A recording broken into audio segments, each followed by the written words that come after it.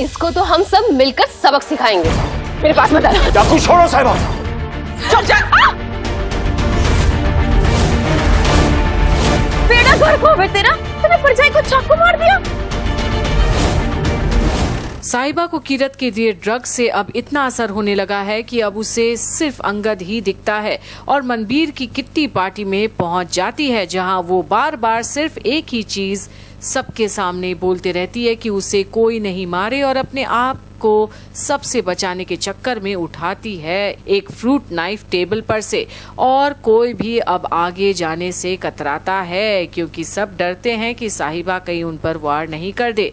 और अब तो जैसे घर में कोई तमाशा हो रहा हो, जहां बेबे भी अब हैरान है साहिबा की ये रूप देखकर, पर सीरत को तो जैसे मजा आ रहा है ये सब देख।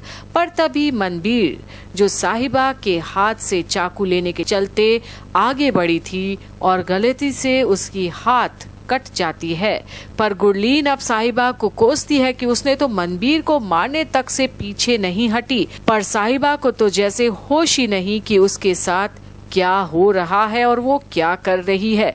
पर मनबीर का गुस्सा अब 7वें आसमान पर है और जसलीन और गैरी के लाख मना करने पर भी अब साहिबा को मेंटल केयर सेंटर में भिजवाती है मनबीर। कि हो ना हो अब साहिबा अपना मानसिक संतुलन खो बैठी है और उसके घर पर रहना किसी के लिए भी खतरे से कम नहीं। पर जैसा रब चाहते हैं, अंगद को खबर तो मिल ही जाती है घर जल्दी आने के लिए। पर रास्ते में एक एम्बुलेंस से साहिबा की आवाज सुनता है अंगद, जो बार बार अंगद का नाम पुकार रही है। और अब अंगद कुछ भी करके साहिबा को बचाने के लिए दौड़ पड़ता है उस एम्बुलेंस के पीछे, क्योंकि उसकी गाड़ी बंद पड़ जाती है। तो क्या अब अंगद साहिबा को बचा पाएगा? और क्या अपने ही माँ के खिलाफ बगावत करेगा साहिबा के लिए? और क्या अब सीरत की करतूत उसके सामने आएगा? क्या गैरी मदद करेगा अंगद को सीरत की सच्चाई जानने के लिए? क्या वीर अब अंगद का गुस्सा झेल पाएगा? क्योंकि अब अंगद को भी वीर की सारी सच्चाई पता चल गई है।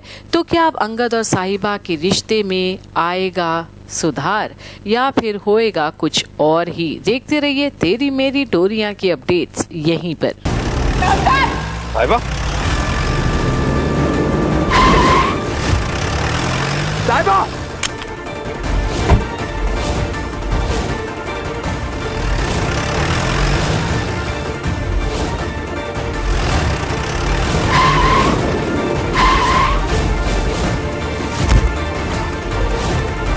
साहिबा!